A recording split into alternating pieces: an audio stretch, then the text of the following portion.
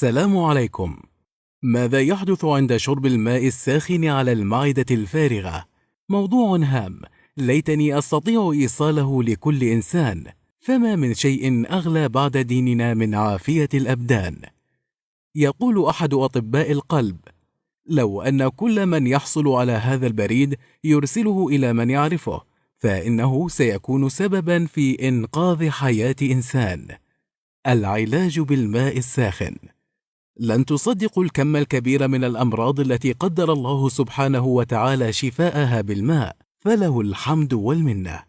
قام الاتحاد الياباني للأمراض بنشر التجربة التالية للعلاج بالماء، حيث بلغت نتائج نجاحه 100% للأمراض التالية: الصداع، الضغط، الدم المعروف بفقر الدم الأنيميا، داء المفاصل، الشلل، سرعة خفقان القلب، الصرع، السمنة، السعال، التهاب الحلق، الربو، السل، التهاب السحايا، وأي مرض آخر يتصل بالمسالك البولية، فرط الحموضة، والتهاب غشاء المعدة، الدوسنتريا، الإمساك، أي مرض يتصل بالعين والأذن والحنجرة، وعدم انتظام الدورة الشهرية عند المرأة.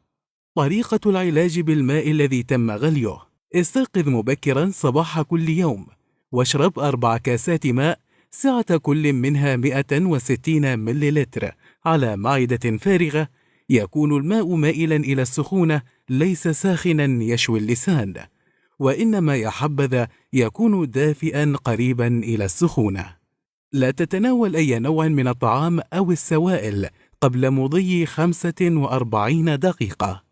لا تتناول أي طعام أو شراب خلال الساعتين التاليتين لكل وجبة.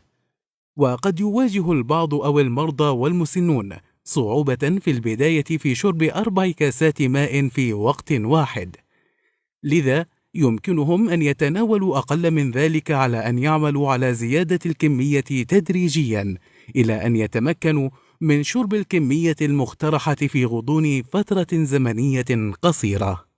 وقد أثبتت نتائج العلاج بالماء الشفاء من الأمراض التالية في المدة المبينة مع كل منها: داء السكري 30 يوما، ارتفاع ضغط الدم 30 يوما، مشاكل المعدة 10 أيام، السرطان بأنواعه 9 شهور، السل والتهاب السحايا 6 أشهر، الإمساك والمغص 10 أيام، مشاكل المسالك البولية والكلى 10 أيام، مشاكل الأنف والأذن والحنجرة 20 يوما، مشاكل الدورة الشهرية 15 يوما، مشاكل القلب بأنواعها 30 يوما، الصداع 3 أيام، فقر الدم الأنيميا 30 يوما، السمنة 4 شهور، الصرع والشلل 9 شهور، مشاكل الجهاز التنفسي